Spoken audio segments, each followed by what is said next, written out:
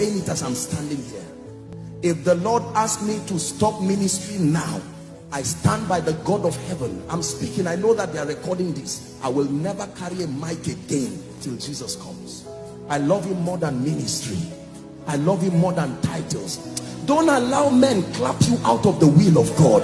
You must sustain the grace and the hunger. Please hear me. I'm talking. This is not preaching. This is not. I'm speaking from the.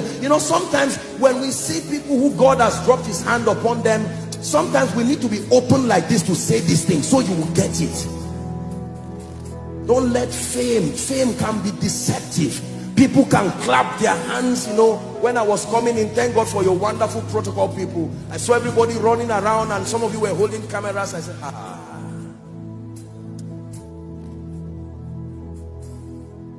oh God, that great man is still your boy. Still your boy. Still your boy. He's somebody's father, but he's still your boy.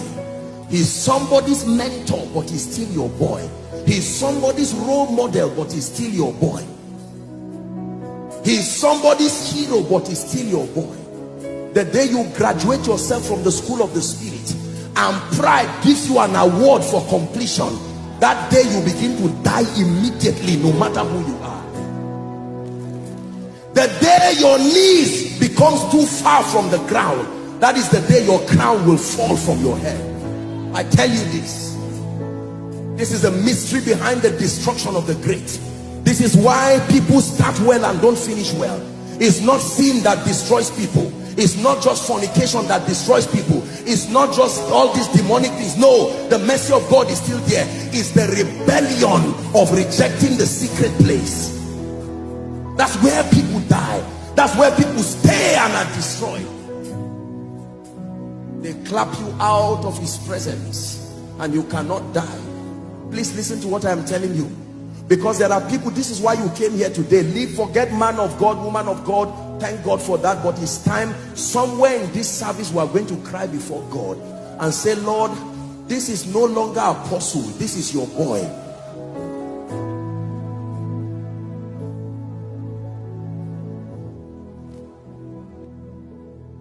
Are we together?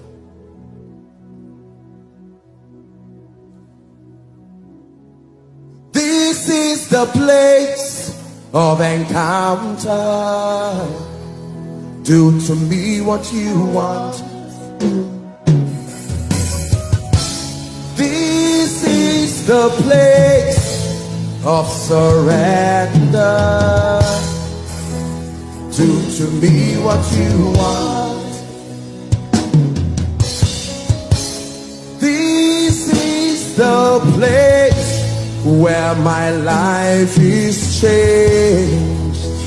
Do to me what you want. So we must pray the prayer of the psalmist. It says, search my heart, Lord, search me. I'm not ashamed of what you will find.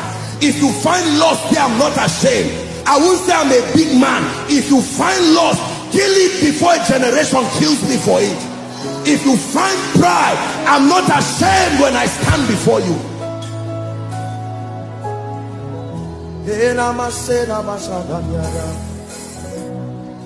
I know I'm a great musician. I know I'm a great man. But I come to you. May your all-seeing eye search my heart, search my motive. Leave ministry, leave preaching, leave singing. Focus on me. Listen. You can be fasting as a man of God. That fasting is almost wasted. You can go to God as a colleague, trying to get one or two things. The anointing for the season with your hand in your pocket. Let me tell you the truth. You need to understand that although we are one with Christ, our dominion is shared dominion, not absolute dominion. And there are times you need to join the 20 and 4 elders. Take away your golden crown and join them to lie down and cry, Kadosh, holy, holy.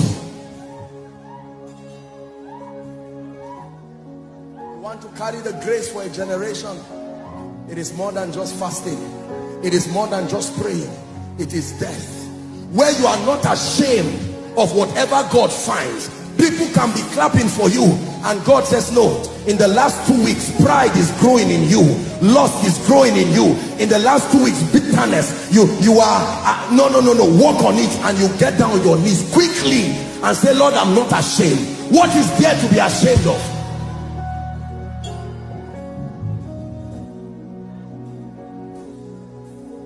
I beseech thee, brethren, by the mercies of God, that ye offer your bodies a living sacrifice. It was Apostle John who was teaching us in 1 John chapter 2. He started from verse 15 and he said, love not the world. Look up, please. Neither the things that are in the world. Love not the world. He's teaching us friendship with God. And he says, love not the world. He says, neither the things that are in the world. He says, if any man love the world, the love of the Father is not in him. That word is the word eros. Is an affinity that can distract your passion. The jealousy of God necessitates that he becomes the object of your passion, alone and at all times.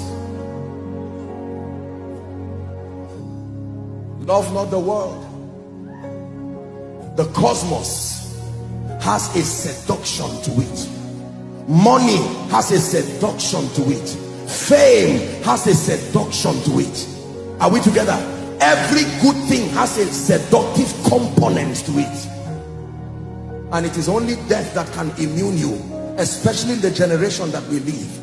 Please hear what, don't pretend you are not hearing me. Oh, this is the voice of God.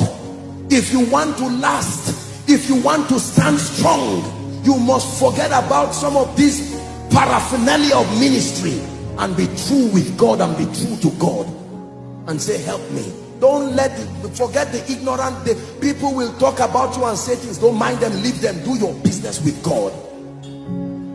Because when you are tried like that refiner's fire, then you will come out with a dimension of grace and glory that people will look and say, from whence cometh this?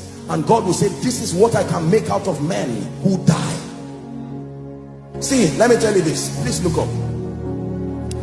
There are 3 levels of anointings, and I think I should just digress a bit to share this. We'll find somewhere to pray.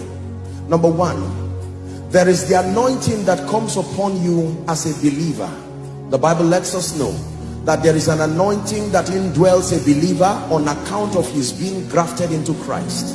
Are we together now? Yes. Number 2, there is the anointing that comes upon you on account